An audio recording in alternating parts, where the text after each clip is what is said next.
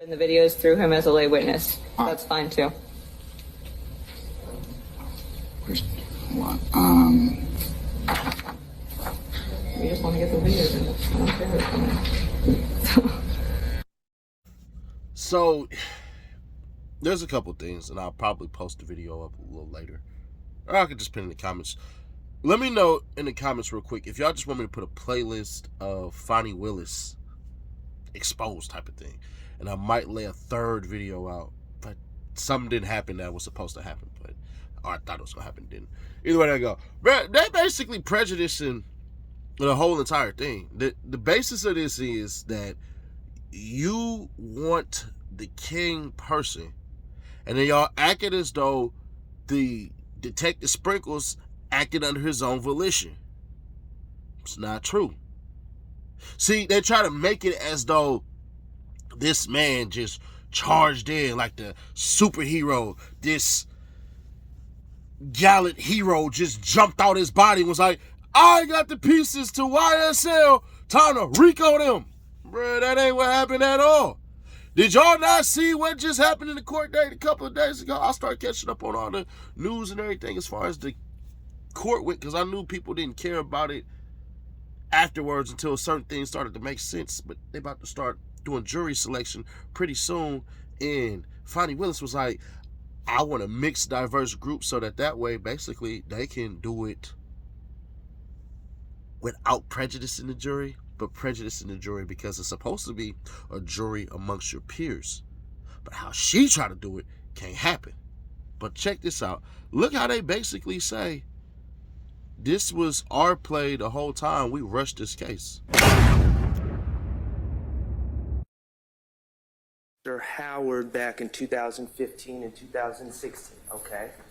How long did Mr. Howard have that decision-making power on when Shannon Stillwell would be indicted on the 2015 case?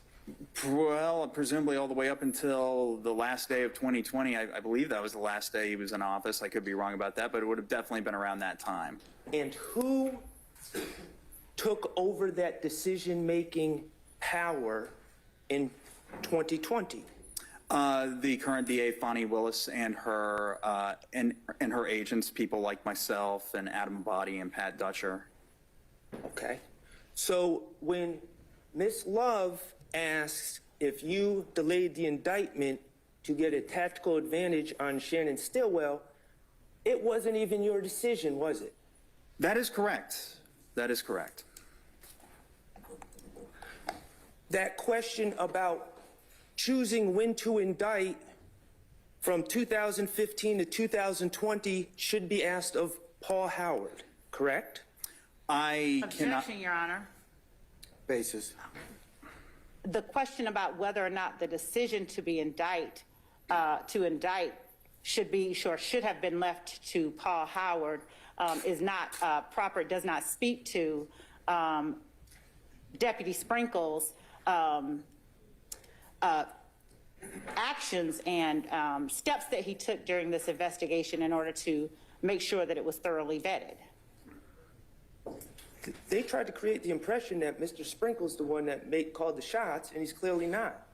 And now that I've asked him about it, and it's clear he didn't, now it's irrelevant. They asked him if he delayed the indictment of Shannon Stillwell.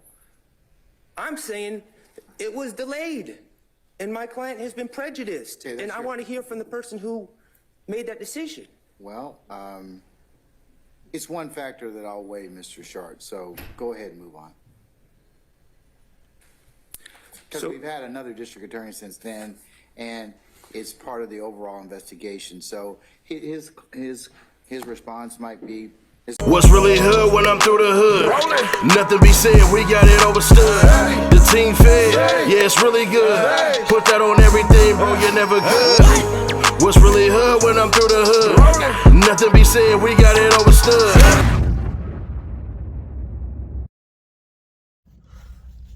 Call that a smoking gun. So y'all say y'all just want the head person.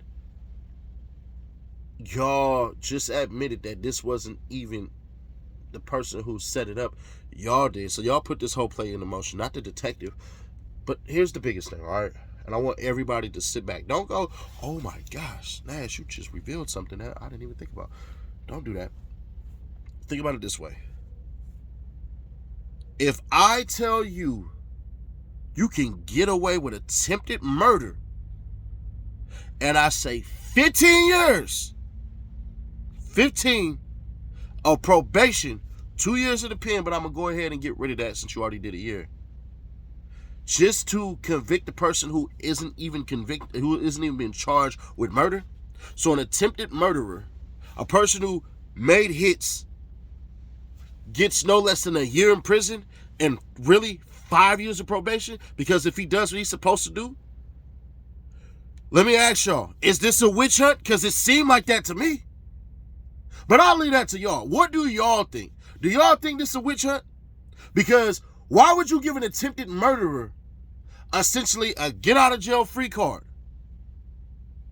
with the promise that he won't do it again? Oh, he got to go to school and everything like that. Yeah, I would go to school too. I was facing 15 years. Got caught on the phone talking reckless. Bruh, leave me with this BS. I'm cool on that.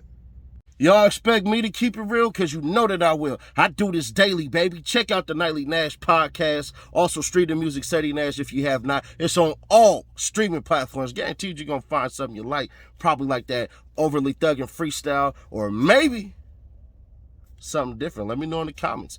We possibly shoot that music video.